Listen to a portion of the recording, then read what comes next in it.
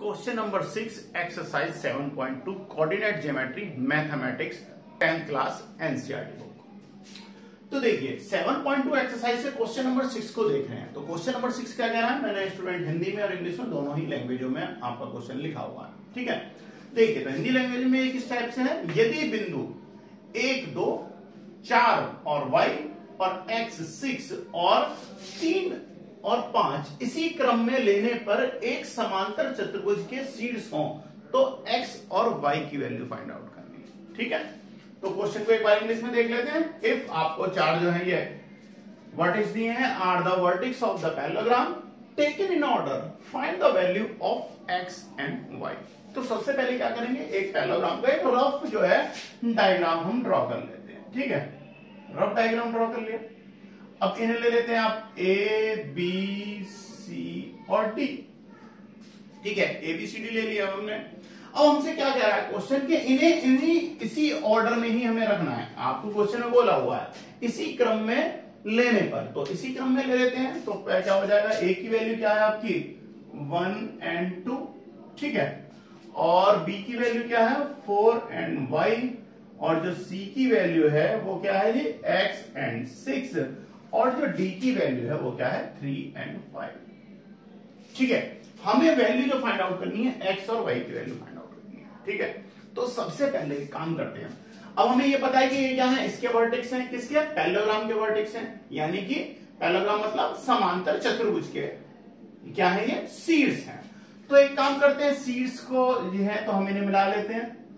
तो अब हमारे पास क्या मिल गया, अब हमने क्या करा, B से D को मिला दिया, A से C को मिला दिया, यानी कि हमने डायगोनल जो है इनके आपस में मिला दिए।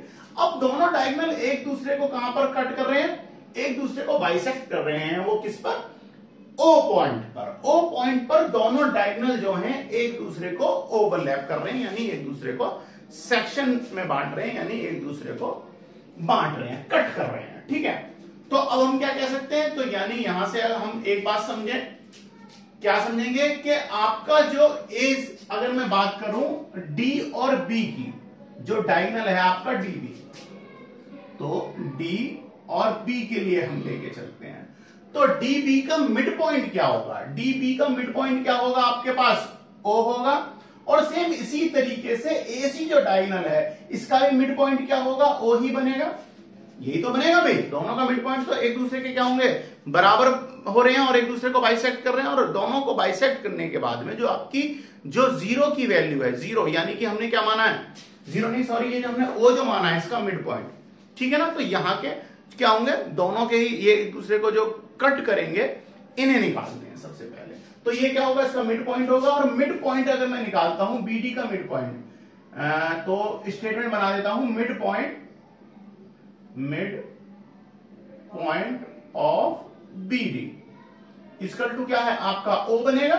तो यानी कि इसका मिड पॉइंट अगर मैं निकालूं तो इसके वर्टेक्स क्या हो जाएंगे 3 + 4 अपॉन 2, और y के क्या हो जाएंगे 5 + y अपॉन 2। ठीक है, तो ये x की वैल्यू हो गई और ये क्या होगी आपकी y की वैल्यू। तो x के क्या हो जाएंगे 7/2, तो यहां से क्या हो जाएगा 7/2 x की वैल्यू हो जाएगी, और y की वैल्यू क्या हो जाएगी 5 + y अपॉन 2। ठीक है, ये बन गया। ठीक है, अब सेम इसी तरीके से जो सेकंड आपका डायगोनल है AC, इसके लिए निकाल लेते हैं। तो AC के जो मिड पॉइंट क्या हो जाएगा, तो same mid point of diagonal AC, वो भी क्या होगा आपका O पे आके करेगा भाई। AC का मिड पॉइंट क्या हो रहा है O, तो यहां पर क्या हो जाएगा, अब देखिए हम निकालते हैं 1 + x, तो x की वैल्यू क्या हो जाएगी 1 + x अपॉन 2, और y की वैल्यू क्या बन जाएगी 2 + 6 अपॉन 2। तो x + 6 अगर हम निकालें तो 1 + x अपॉन 2 ही रहने वाली है, और 2 + 6 क्या हो जाएगा 8 अपॉन 2 इक्वल टू क्या हो जाएगा 4। तो यहां से ये वैल्यू किसकी हो जाएगी, y की वैल्यू हो जाएगी। यानी अब जो आपके पास में जो आया है वो क्या आ गया, x की वैल्यू क्या है, x के कोऑर्डिनेट क्या है x + 1 या 1 + x अपॉन 2, और y के कोऑर्डिनेट्स क्या मिले आपका 4। ठीक है, बिल्कुल ठीक है। तो अब हमें करना क्या है, अब देखिए यानी कि ये दोनों जो हैं, दोनों यानी both coordinates are the same point, तो सेम पॉइंट इनका क्या बनेगा, जहां पर एक दूसरे को बाइसेक्ट कर रहे हैं, ओ पॉइंट, और ओ के निर्देशांक जब बनेंगे तो यानी कि अब क्या करेंगे हम, एक्स के दोनों के एक्स क्या होने चाहिए, इक्वल आने चाहिए। तो देखिए यहां पर सॉल्व करते हैं, तो एक्स के कोऑर्डिनेट्स यहां पर हमारे फर्स्ट एसी का जो एक्स की वैल्यू है उसे हम क्या करेंगे, बीडी के एक्स की वैल्यू, क्योंकि भी दोनों का मिड पॉइंट अलग अलग थोड़ी ना आएगा, दोनों के जो भी निर्देशांक आएंगे एक्स और वाई अगर हम मान लेते हैं तो दोनों के सेम बनेंगे, क्योंकि मिड पॉइंट तो सेम बनेगा। तो क्या करते हैं, जो एक्स के कोऑर्डिनेट्स हैं वही कोऑर्डिनेट्स किसके होंगे, आपके ए सी का जो मिड पॉइंट है वही क्या हो जाएगा, बीडी का भी मिड पॉइंट होगा। तो मिड पॉइंट में एक्स का कोऑर्डिनेट इन दोनों का क्या होगा, बराबर होगा। तो जो आपका बीडी का जो आया था, एक्स का कोऑर्डिनेट क्या आया था, 7/2 इज इक्वल टू, और एसी का क्या आया था, x प्लस 1/2। तो क्या करते हैं, x प्लस 1/2। तो देखिए 2 से 2 कैंसिल। अब आप देखिए आपको क्या मिला, 7 इक्वल टू एक्स प्लस 1, यहां पर ये प्लस है, साइड चेंज करने पे क्या हो जाएगा, माइनस हो जाएगी, यानी x equal to 7 minus 1 equal to 6। यानी x की वैल्यू जो आपसे पूछ रहा था वो वैल्यू क्या बन के आई है, 6।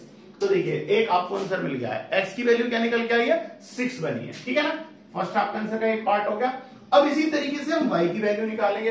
तो y के लिए भी हम क्या करेंगे, दोनों के कोऑर्डिनेट्स क्या हैं, बराबर हैं, सेम इसी तरीके से करेंगे। तो अब देखिए क्या होगा, y plus 5 plus y upon 2 equal to, और जो सेकंड था आपका एसी के लिए जो y की वैल्यू क्या बनी थी, 4 इजकल टू क्या हो जाएगी, 4। अब देखिए क्रॉस मल्टीप्लाई कर दो तो 2 की मल्टीप्लाई हो जाएगी यहां पर, तो क्या हो जाएगा, 5 plus y, 5 plus y equal to 2 की मल्टीप्लाई हो गया तो क्या हो गया, 8। अब यहां से अगर मैं करता हूं तो देखो y की वैल्यू क्या हो जाएगी, y इजकल टू 5 प्लस हो रहा है, साइड चेंज होने पर क्या हो जाएगा, माइनस हो जाएगा, यानी 8 माइनस 5 इजकल टू क्या हो जाएगी, 3। तो यानी कि y के कोऑर्डिनेट्स क्या है, y के निर्देशांक क्या आ रहा है, 3। तो यहां से हम देखते हैं, एक बॉक्स बना लेता हूं, यहां पर मैं नोट कर लेता हूं। तो x की वैल्यू क्या आई थी, 6, और y की वैल्यू क्या आई है, 3। तो आपके क्वेश्चन के अकॉर्डिंग x और y की वैल्यूज आपसे पूछी गई, तो उनके कोऑर्डिनेट्स क्या आए हैं, 6 एंड 3। इसी के साथ आपका क्वेश्चन नंबर 6 कंप्लीट है। नेक्स्ट वीडियो में नेक्स्ट क्वेश्चन के साथ मिलते हैं।